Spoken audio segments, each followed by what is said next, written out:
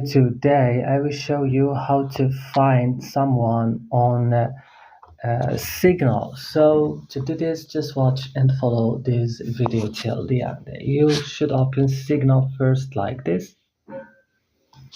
Right now, you have to keep here on chat list or chat page. Click here on this pen icon.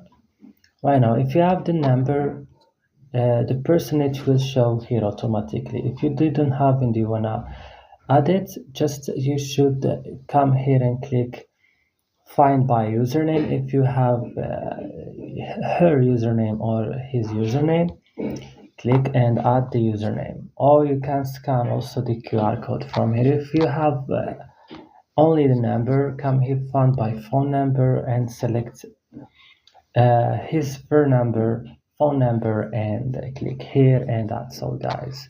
So it's very easy. Hope this video was useful. Don't forget to like, subscribe.